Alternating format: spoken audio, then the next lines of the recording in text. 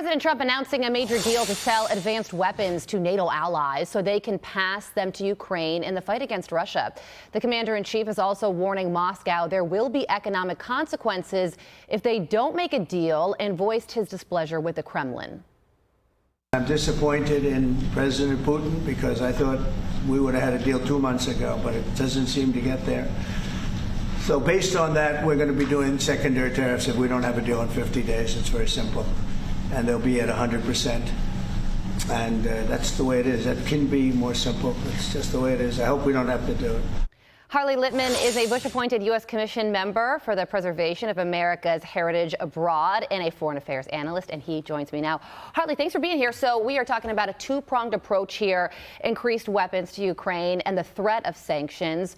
So what does this mean for the United States, and also what does this mean for the course of the war? Well, this gives Ukraine a chance to not only survive, but be in a position where Putin says, I can't win, so he's forced to the peace table, which is what Trump is trying to do. What's really significant here is to get the Patriot and other anti-missile weapons to Ukraine as fast as possible, because there's an extreme urgency. Putin is going to launch an offensive and is designed to overwhelm Ukraine's defenses, which they'll probably do unless these missiles get there ASAP. So it has to be given to them right off the assembly line. Ukraine has to be first on the list because other countries have bought these Patriot anti-missile weapons. And the secondary tariffs are extremely important because there isn't a lot of trade with Russia, so 100% tariffs will not be enough. But there are a lot of countries that depend on Russian oil, and with secondary tariffs, that's going to be really painful to the Russian economy, and that should get Putin to the peace table. Yeah, because then those countries are going to be saying, I'm facing a bunch of economic consequences because you're not ending the war. So maybe China and other countries, India, who do buy Russian oil, can go to Putin and say, you got to stop this.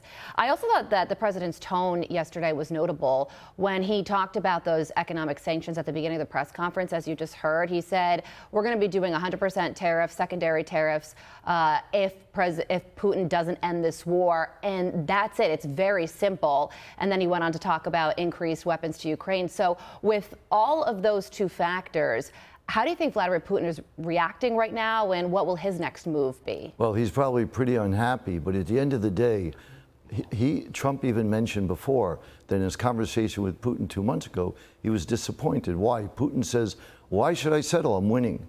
So Trump has to show Putin that he's not winning, and that's the best chance of getting a peace agreement achieved. And the president said that some Patriot systems will be arriving in Ukraine within days. So I can imagine, on top of the much needed weapons to Ukraine, this has also got to be a huge morale boost for them as well. That's another reason, absolutely.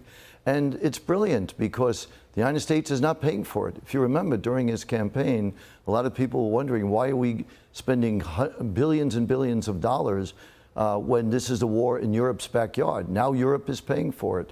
So he accomplished his campaign promise, and this is really going to move things towards peace. A win-win, and hopefully it does move things towards peace.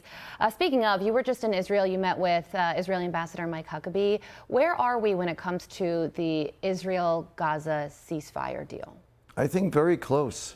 You know, the goals are twofold. One, release of the hostages, and secondary, the surrender of Hamas.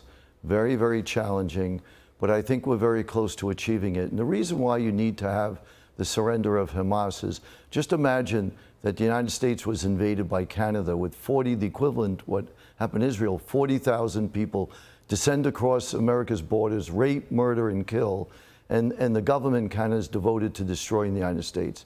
The United States would make sure that government is changed. That's what Israel is trying to do with Gaza. And now there are several Iranian officials who have called for the assassination of President Trump. An Iranian group claims to have raised $40 million in bounty and has put it on President Trump's head. How serious should we be taking this threat? Very seriously. You know, this is extraordinary. I'm stunned that they would do that. I just scratch my head and wonder how self-destructive Iran is acting.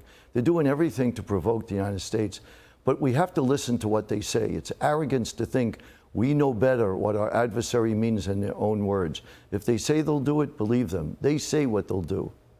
So the Secret Service also responded saying, we operate in a heightened and very dynamic threat environment, and the safety and security of the president and all of our protectees remain our highest priority. So they say that they're on it, but this certainly has them on notice. Absolutely, has to be. Yeah.